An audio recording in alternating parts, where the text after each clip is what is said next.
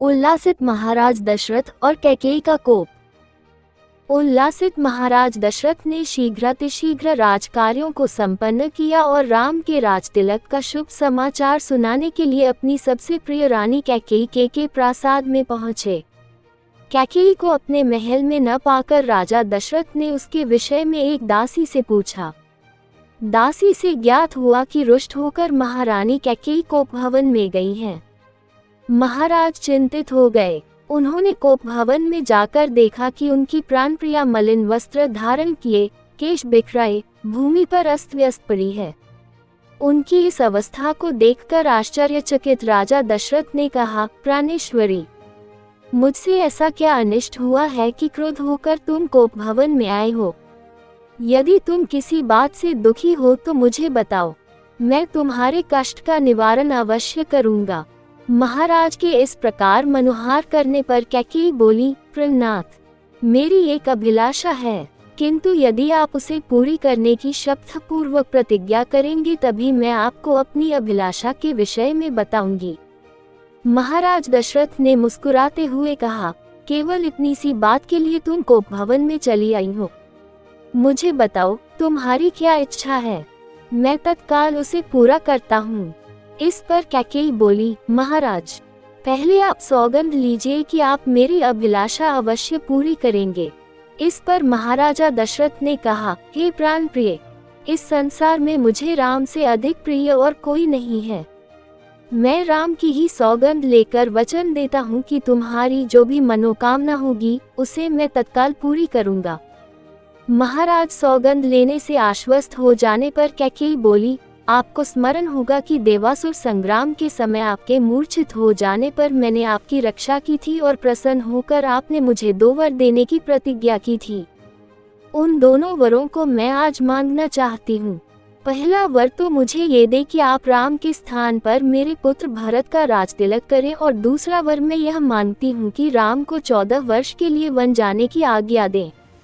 मेरी इच्छा है कि आज ही राम वल्कल पहनकर वनवासियों की भांति वन के लिए प्रस्थान करें। अब आप अपनी प्रतिज्ञा पूरी करें, क्योंकि आप सूर्यवंशी हैं और सूर्यवंश में अपनी प्रतिज्ञा का पालन प्राणों की बलि देकर भी किया जाता है। कैकेयी के इन वचनों को सुनकर राजा दशरथ का हृदय चूर चूर हो गया।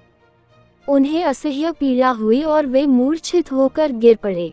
कुछ काल बाद जब उनकी मूर्छा भंग हुई तो वे क्रोध और वेदना से कांपते हुए बोले, रे कुलघातिनी, न जाने मुझसे ऐसा कौन सा अपराध हुआ है जिसका तूने इतना भयंकर प्रतिशोध लिया है।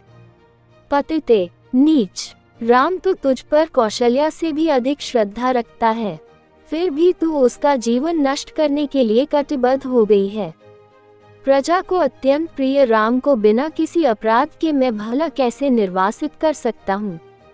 तू अच्छी तरह से जानती है कि मैं अपने प्राण त्याग सकता हूँ, किंतु राम का वियोग नहीं सह सकता। मैं तुझसे विनती करता हूँ कि राम के वनवास की बात के बदले तू कुछ और मांग ले। मैं तुझे विश्वास दिलाता हूँ कि मैं तेरी मांग अवश्य पूरी करूँगा।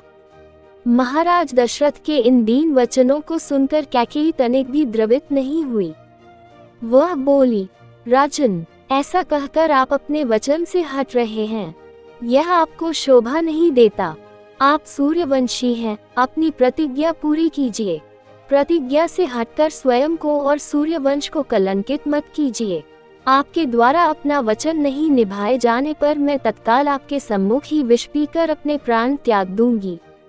यदि ऐसा हुआ तो आप प्रतिज्ञा भंग करने के साथ ही साथ स्त्री हत्या के भी दोषी हो जाएंगे। अतः उचित यही है कि आप अपनी प्रतिज्ञा पूरी करें। राजा दशरथ बारंबार मूर्छित होते रहे और मूर्छा समाप्त होने पर कातर भाव से कैकेयी को मनाने का प्रयत्न करते रहे। इस प्रकार पूरी रात बीत गई। अंबर में उषा की लालिमा फैलने लगी, जिसे देखकर कैकेयी ने उग्र रूप धारण कर लिया और कहा, राजन, आप व्यर्थ ही समय व्यतीत कर रहे हैं। उचित यही है कि आप तत्काल राम को वन जाने की आज्ञा दीजिए और भरत के राजतिलक की घोषणा करवाइए। सूर्योदय हो जाने पर गुरु वशिष्ठ मंत्रियों के साथ राजप्रासाद के द्वार पर पहुंचे और महामंत्री सुमंत को महाराज के पास जाकर अपने आगमन की सूचना देने के लिए कहा। कैकेयी एवं दशरथ के संवाद से अनजान सुमंत ने महाराज के पास जाकर कहा, हे राजाधिराज, रात्रि का समापन हो गया है और गुरु वशिष्ठ का आगमन भी हो चुका है, अतएव आप शय्या त्याग कर गुरु वशिष्ठ के पास चलिए। सुमंत के इन वचनों को सुनकर महाराज दशरथ को पुनः असह्य वेदना का अनुभव हुआ तथा वे फिर से मूर्छित हो गए। उनके इस प्रकार मूर्छित होने पर कुटिल कैकेयी बोली, हे महामंत्री, अपने प्रिय पुत्र के राज्य अभिषेक के उल्लास के कारण महाराज रात भर सो नहीं सके हैं।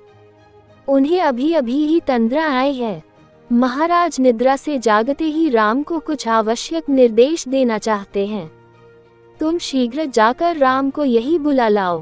कैकेयी के आदेशानुसार सुमंत रामचंद्र को उनके महल से बुला लाए।